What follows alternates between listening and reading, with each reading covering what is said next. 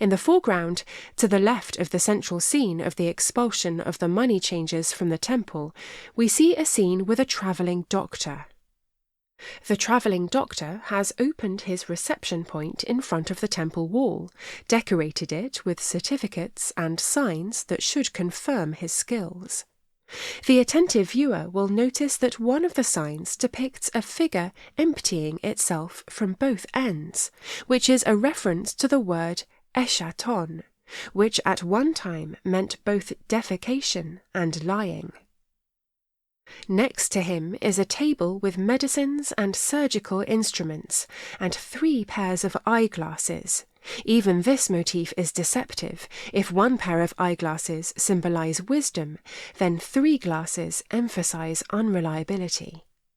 Thus, the travelling doctor, who actually does not have the necessary medical training, is performing a tooth extraction in front of spectators. He has extracted a patient's aching tooth and is showing it to the onlookers. At the same time, the blood flowing down a woman's chest gives reason to believe that the patient will suffer even more as a result of the treatment. We see a broad cross-section of society among the onlookers who have gathered to observe the healing skills of the travelling doctor, charlatan. Standing side by side are a peasant with a fork and a nobleman with a red head, a gypsy and a Muslim. A fraudster's helper is also infiltrating the crowd, cutting a wallet from a spectator's belt. This activity also coincides with the general motif of fraud. By including this variegated society, the artist is suggesting that stupidity, which allows a charlatan to so easily deceive us, is common to people, regardless of social status or ethnicity. Next to the scene with the travelling doctor, there is a timepiece decorated with celestial bodies and astrological signs on the wall of the temple, with a hand pointing almost to 12, thus announcing the arrival of the Last Judgment. The clock recalls the disappearance of earthly life and admonishes us to use our time properly.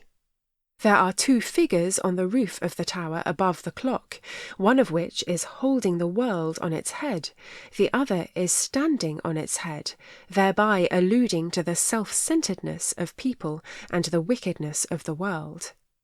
In the picture, there are 2 processions, one going up, the other down. The upward road is the road to Calvary, a small illustration of which appears in the background and may go unnoticed at first glance. The second road, where we see a mass of people laden with goods who have been expelled from the temple, is much more visible. The pessimistic fate of this journey is indicated by the image of a lame devil above a doorway that a mass of people is pushing through, as well as a figure of an idol by the roadside.